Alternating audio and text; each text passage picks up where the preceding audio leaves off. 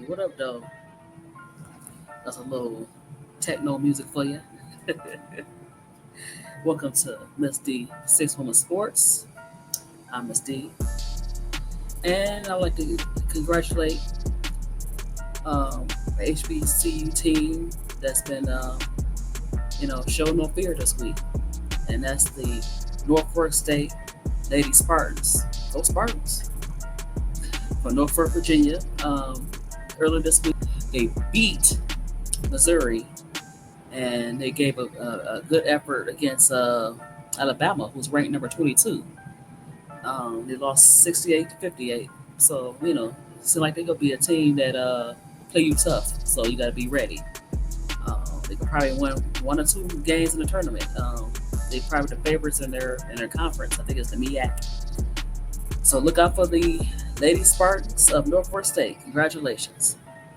And so now this week, Tuesday, Tyler Marsh, who coached, assistant coach for the Aces, now coached the Sky. And he did a press conference. It was hard to watch. It's all that static. I don't know what's going on with their little Fisher Price. Look, I got better equipment than them. The dang on Chicago Sky. Anyway, so they hired him. He did his press conference. But one thing I noticed, they didn't address, Kennedy Carter as their future. And she was one of their better scorers. Out of all the guards they have, she's the only guard that can get her own shot. She's the only guard that can create for other people. She plays good defense. Even Sue Bird gave her a compliment, said she was hard to guard. So, Kennedy is a great player. I think she's misunderstood. And knowing that, and knowing Chicago, they had players last year come through. They had Skylar Diggins that wanted to come here. Their practice facility is not up to par. You had Kalia Copper, who was on the team before Teaspoon got on the team. So they have a problem with management, and knowing that she was out the league before Teaspoon said, you know what, I like her. I know she could play. She was out the league for almost a year. So they need to look into getting her a contract that she likes. But I think if they kind of lowballed her, she can move around. A lot of teams saw what she can do, and she's happy. She's on. So Tyler Marsh did his press conference. Of course, he said Angel Camilla is their future, and we'll see. He seems too nice. I might be wrong. He seems like he's not going to challenge the management. It seems like this management don't know how to, kind of let the coach do what he needs to do or she needs to do. I think that was a problem with Teresa Teaspoon, because I think she didn't get a chance to do some of the things that she wanted to do. She had no control of players wanting to leave for any particular reason. So we'll see. Hopefully he has put his foot down and say, hey, this is what we need. We have to do it this way. If you hire me to do the job, let me do my job. So we'll see about that. And this is interesting hire. I never heard of this coach. His name is Kyle Semesco, and he was a coach at the Florida Gulf Coast. And let me share my screen. It says, NBA's dream officially announced mad scientist as head coach. So let's see what it says. So Atlanta Dream made the playoffs with a 15-25 record, and it was a playoff team, but They finished below 500, of course. The year before that, they went 23-11 in 2018. So they, for some reason, they cannot get over the hump, and they kind of a team that you keep saying, okay, come on, come on, come on, come on. You got to push them. They have great players. You have even though she's been injured, Ryan Howard. You have Canada. You have of course Alicia Gray. You have some veterans, Tina Charles. So you have some players that just, for some reason, they cannot get over the hump.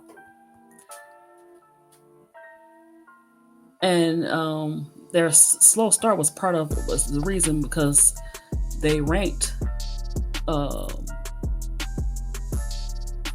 pretty much last in 3-pointers, launching 19.4, which was ninth in the league of 12 teams. Almost last, I'm sorry. And the team attempted 19.2 3-pointers. And that was last in the league last year. So it was last in the league. And they say that was a big part of Tanisha Wright being fired. And that's because the Dream has announced the hiring of Carl Semesco as the team's new coach. Semesco was one of the most innovative coaches in the women's game, bringing fast tempo and a reliance on 3-point tries. So you're going to bring some of that style to Atlanta. And we'll see how it work out. They have the players to get up and down the court. The problem is with that is, the defensive part. It sounds all good when you it sounds really good when you have those players, but the defense is very important. The defense part is the part that's that can be interesting. So we'll see. And I noticed a pattern. So I didn't talk about Kurt Miller. Kurt Miller, the Dallas Wings gave him a nice position. He got fired from the Sparks. He got an even better position because now he can control the players to come in as the VP and the general manager. So they gave him the VP and the general manager. And he can control who comes in as far as the talent. Now we know he could develop talent. But can he have an eye for the talent? It's one thing, and there's another thing if you the ones picking the players. So we'll see how Kurt Miller. But I noticed, and I'm not trying to be on this man versus woman, but Stephanie White is the only woman so far. You got 3 guys. You got Tyler Marsh, you got Carl Semesco, and you got Kurt Miller. And Stephanie White is the only one that seemed to have control over the situation. Indiana wanted her. The Fever wanted her. She wanted Indiana. She's from there. She played basketball there. And it seems like it's easier for the guys to get a job in the WNBA than it is for the men. I mean, for the guys to get a job in the WNBA than it is for the women to even become well, we have some assistants, Lindsey Harding, but where is the lady head coach in the NBA? So, we have to fix that and make sure that hopefully it'll be a balance. It won't be just all guys, it won't be all girls, but it'll be a balance. So I'm very concerned about that. I just hope it just won't be all guys, because it's hard enough for the ladies to get jobs, even in college basketball. So that's why, I always love the Don Staleys, even the Kim Mulkeys in some time. Soon it'll be Simone Augustus at LSU. You have Tamika Reed. You have just a lot of people. I just can't name off the top right now. But so yeah, and we have to make sure the ladies are represented because it's very hard for them to get jobs outside of the women's sports world. So we'll keep an eye on that. Top 25 of women's college basketball has changed the last few days, some little shakeups. So, as we know, South Carolina still remains number 1. You got UConn number 2, USC number 3, Texas number 4, UCLA number 5, Notre Dame number 6. Now, if you're going to, I would flip it. I think Notre Dame has the better showing than UCLA. UCLA looked kind of vulnerable. I know Louisville is a good team, but Notre Dame with Miles and Hidalgo, whoo. So I would have flipped. Notre Dame would have been number 5, and UCLA number 6, or I would have said LSU number 6 and Notre Dame number 5. Iowa State, yeah, AZ, she's playing pretty good. Oklahoma, okay. Kansas State, Maryland, Ohio State, NC State. They went down from number 9 to number 12. And Oklahoma took their place. Baylor, Louisville, number 18. Ole Miss, Kentucky, 20. Nebraska, 21. Alabama, 22. Illinois, 23. Stanford, 24. And Oregon, 25. So Stanford and Oregon are the ones that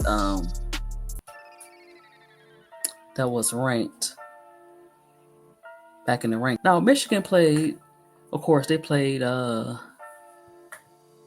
South Carolina pretty good.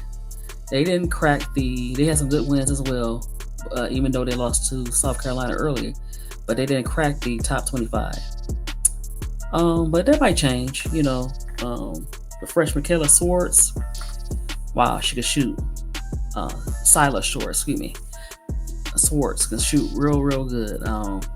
She had 27 points in the game against South Carolina, so I think they'll be ranked soon. Oregon, of course, beat Baylor in Eugene. And, of course, there's Deja Kelly, who was a 3-time first All-ACC. She had 20 points. So she seemed like she back. Last year was kind of rough for her. So they back in the top 25. They had a hard time with the Cardinals. UCLA did. And they had the freshman debuts, of course. They was talking about Kayla Swartz, and for Purdue, Koval. She had 18-7 for Purdue Boilermakers. And of course, they the number two freshman guard for number 14 Ohio State is Jelani Cambridge, and she broke a school record for the most points in a freshman debut: 31 points, 6 rebounds, and 6 assists, and 5 steals on 12-14 shooting. She only 26 minutes. She made light work of Cleveland State Vikings. She made light work of them. She was just everywhere. And of course, she had Joyce Edwards come off the bench. She had 8 points, very steady. Against the Wolfpack, and 4 steals. So this is the freshman debuts. Of course, Kate Koval, who was a former high school teammate of Swartz. She did pretty good. And Olivia Miles, of course, the reason why they're ranked should have been number 5 and not number 6. But so Olivia Miles had 20 points, 10 rebounds, 10 assists, and 32 minutes for the Fighting Irish. And so her and her Hidalgo together. Wow, that's a 1-2 punch. Then you have everybody else playing their position. Definitely at Final 14 if they stay healthy. If same thing with UConn. Same thing with UConn. They stay healthy. But so you have, like I said, Oregon and Stanford coming in 24 and 25.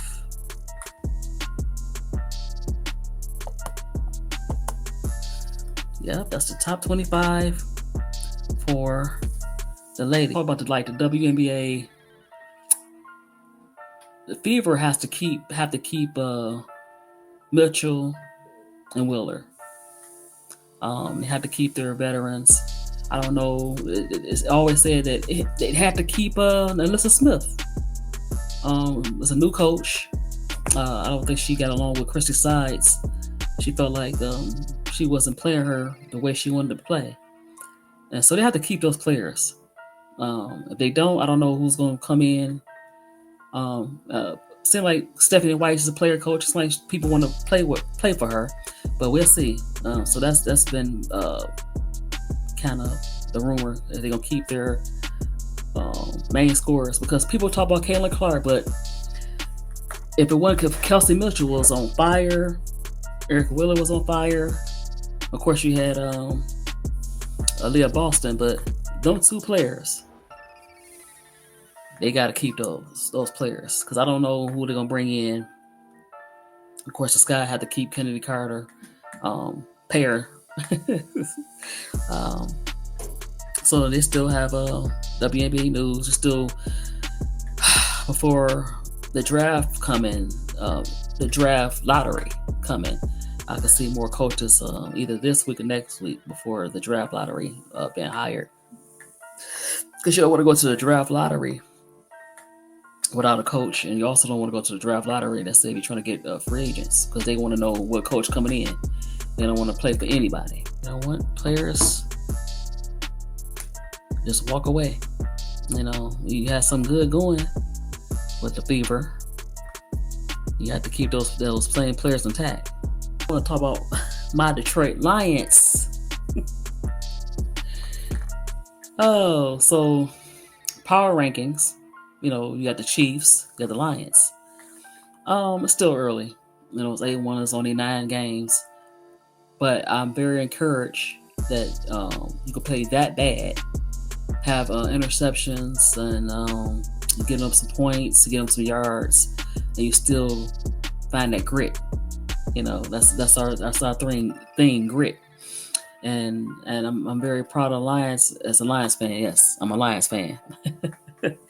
You had to have that grit. You had to win games that you wasn't supposed to win, and she's been doing it as well.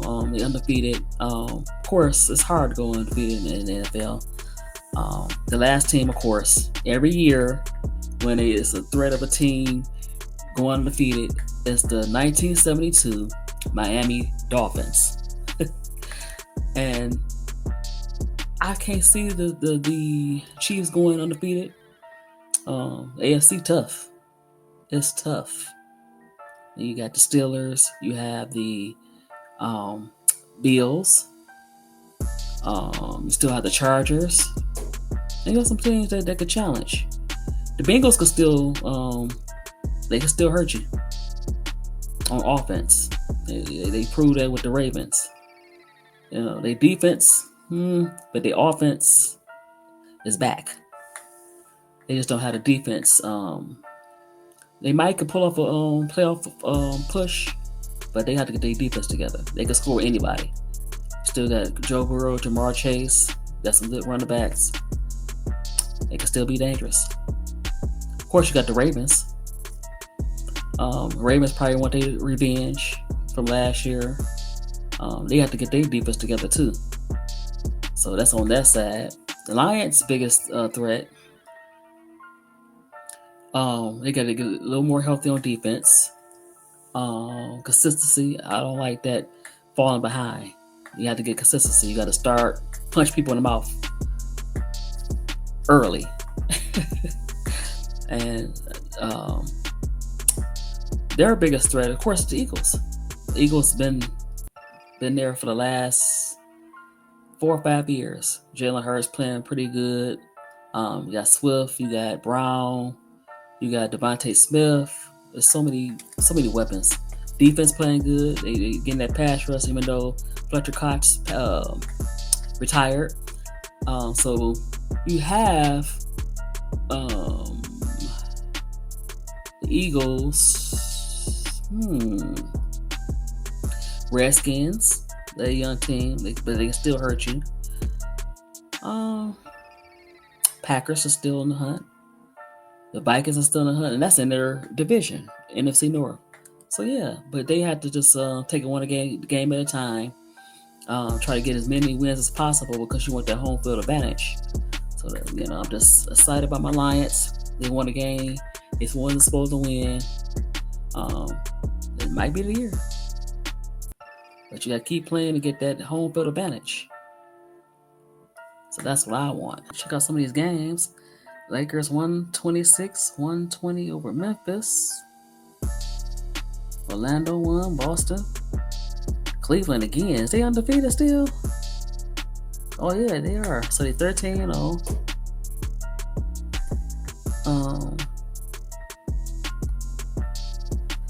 Okay. So the Detroit gave Milwaukee a hard time, but it's still a young team. But Cleveland's really impressing me. I'm like, wow.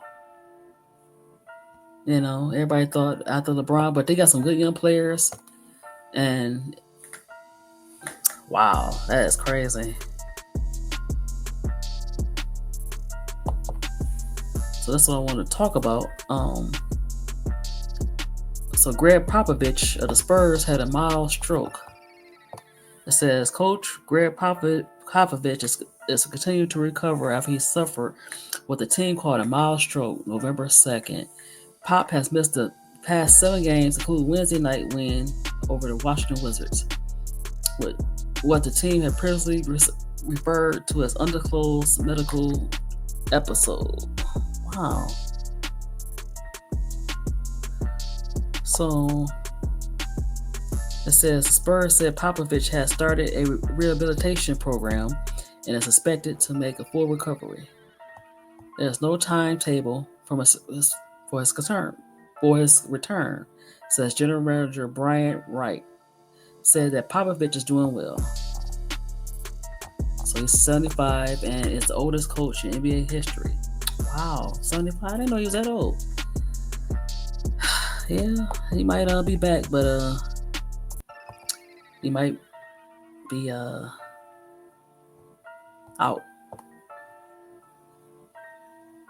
Oh, wow. So NBA ref Scott Wall was diagnosed with acute myeloid leukemia earlier this year and is in treatment. Wow. All referees will be using a whistle marked with number 31, Wall's jersey number, for the remainder of the season. The union said the tribute was happening as a sign of solidarity with our brother. So Wall is 58 and he's battling cancer. LSU, they getting all the recruits. So they got Bella Hines, Jordan Brand agreed to multi-year contract. 5-star guard headed to LSU, Bella Hines. Hines joins a loaded class for head coach Kim Mulkey, and they got Divine Borch, number 7, small forward Zakiya Johnson, number 9, and power forward Grace Knox. Wow. So she come in with a already done deal with the Jordan brand. So these kids, they come in here getting that bag. She's 5'8" from Albuquerque, New Mexico. Okay. So it's going to be a whole bunch of LSU and South Carolina. It seems like in women's basketball.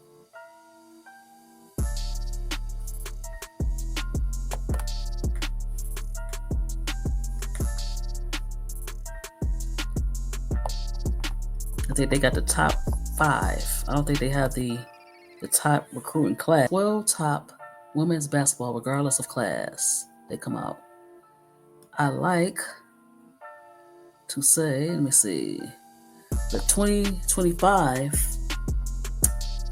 ranking number 2 is 6'4", Sienna Betts.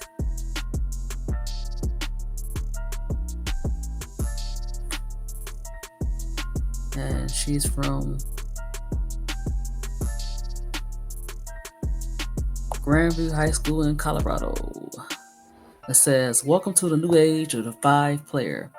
No longer does this type of player simply roam the paint on both ends, running to rim and wrestling inside. They were asked to do more and space out the game. Betts fits the mold and is the most dominant post-up player in the country. She can score down low, read defensive schemes, and double team.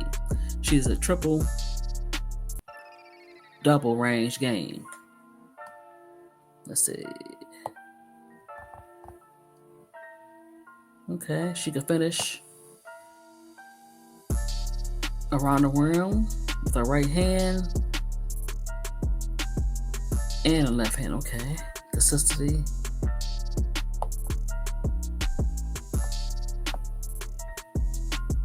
That's Anaya Hall. She's uncommitted. She's 6 feet from Mount Verde Academy in Florida. A big guard with a creative handle. Hall can create off the bounce and catch and shoot the 3 and glide to the rim with a power finish with contact. She's savvy and she gets to the free throw line well. And even has some post-up game and old school fadeaway. Oh, they need that. Her length is strong base and ability to get down and a deep defensive stats help her on the other end.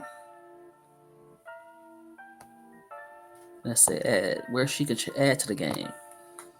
Consistency is the key. Hall can occasionally float in matchups that don't challenge her much. She is very comfortable with the ball in her hands, but must focus on the details when it isn't. Just like many young players, she has a way to go defensively. Wow, a lot of uncommitteds for 2026. Olivia Edwards. Now I saw Olivia Edwards. Wow. She could jump. You know how they take off and jump? She could jump and dunk. She has that just lift with her. She amazing. She could do the 200 dunks. She went viral. You could check her out on TikTok and X, YouTube, and so let's see what they say about her.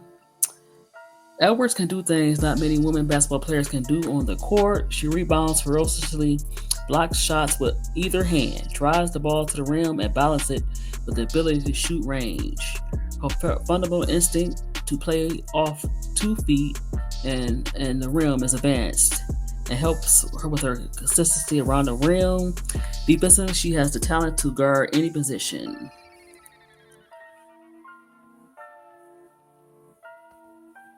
So she's uncommitted. She's from Elite Sports Academy, Washington. Oh my God, she's amazing. Now we have 5'6", Kalina Smith, 27. Wow, okay. Now let me see about some 25s here.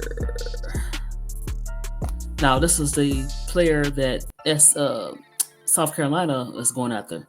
6'1", wing, uncommitted. A year ago, Agat Maker was an adventurous slasher with an advanced hander at her size and length. By the spring, she had become far more complete player on both ends. The biggest improvement came at her perimeter shooting, where at times it seemed like she was on a long season-long hot streak. Okay. Where she can add, she has the ability, she has an available face at the rim and also tighten up her handle with her versatility and focus on some face up and pinch post game. Okay. So Kallian Carroll, 6'3", Tabor Academy, Massachusetts, and this is 2025. So she's uncommitted. They're taking their time. You got to find the right bag. NIL, hey, who got the bag? Who got the money? Of course, players want to win, but now you adding the money to it. Um, it changes things. Um, you have to think about some of this NIL money can change your life for the better. It could be generational wealth. So, but let's check her out. 2025, 6'3", Tabor Academy, Massachusetts. She's uncommitted. Carol's footwork, handle, and ability to get to the rim are a unique combination. She hunts threes and get them off from relocation or even creating space off the dribble. She can receive the screen or be a screener in the pick and roll game. She has become physical in her takes to the rim and ways to finish over defenders or get the free throw line effectively. It says what can she add? Carol will continue to add strength matching up against strong and athletic forwards. She has added some wiggle to her play off the bounce, but she can add some more mid-range. As well, very lethal face-up game in various spots. Wow, so Shaq, fix your attitude, Joel Embiid, or you'll never win a title. Shaq is keeping his foot on the gas when it comes to Joel Embiid, continuing to go after the Philadelphia 76ers superstar, and it seems and saying if he doesn't make some serious changes, he'll never win a championship. Shaq's blunt assessment came during halftime of Sixers matchup with the New York Knicks after Embiid put up 8 points through 3 quarters, all of which came from the free throw line, and he was 0 for 3 from the field.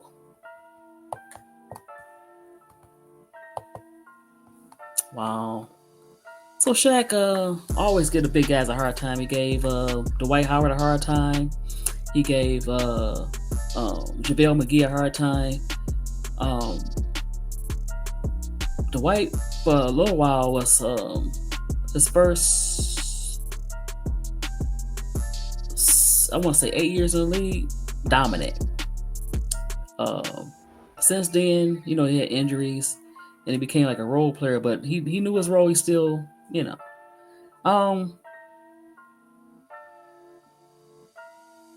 but in some ways he's right. I don't know what his training methods are, but he can't stay healthy. And he said he don't want to play back-to-backs, but sometimes you need those back-to-backs to get the home court advantage. They catch up with you if you don't play. You the starter team, and you have to be out there and lead by example. And also, I don't think players, well, maybe they care, they don't care, but these basketball tickets cost so much money, and they don't come to see the other players. They come to see the stars. You the starter team. You Tyrese Maxey, and playoff Pete, Paul George. But in some ways he right. How is Joel Embiid, like 31, 32? So the time is ticking. Time is ticking. It says, this is the fear I have for Joel Embiid, Shaq said on TNT. You announced arrogantly, I'm not playing back-to-backs, Ernie. I'm not injured, but I am sore. I come here when I want to come back. Now when you say things like that, you're supposed to come back with energy. Shaq hasn't shied away from criticizing number 21. Clearly feels the plan isn't working, and Embiid doesn't put in the work. His mentality, he'll finish a career without a ring. Yeah, I mean, they put some players behind him. They had some good players. You still had a prime Harden, but time, like I said, time is ticking. Time is ticking. Wow.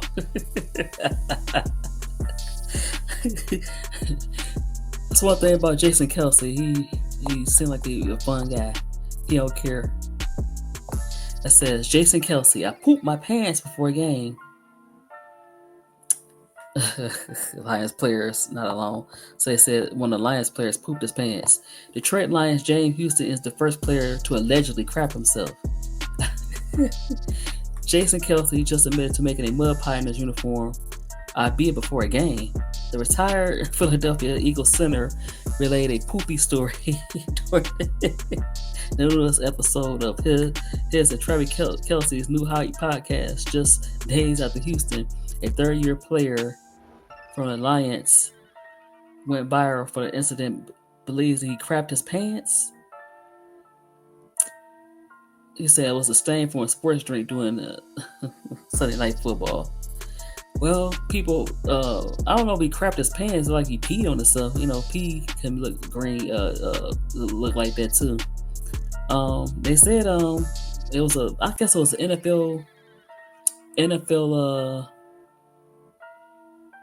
presents, and they said, how do people use the bathroom? And then one player, I forgot the player, he said, I just pee on myself.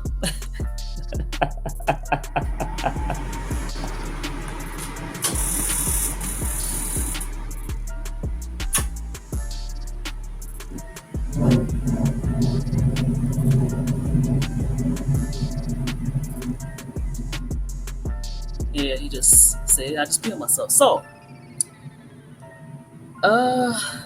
he denied it was a sports drink. How you get a sports drink in the back of your pants?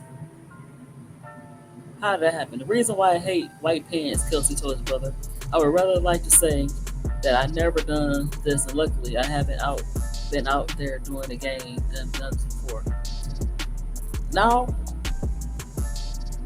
but it happened, Kelsey. The 37-year-old told a story about a shark gone wrong at the future Harlem family.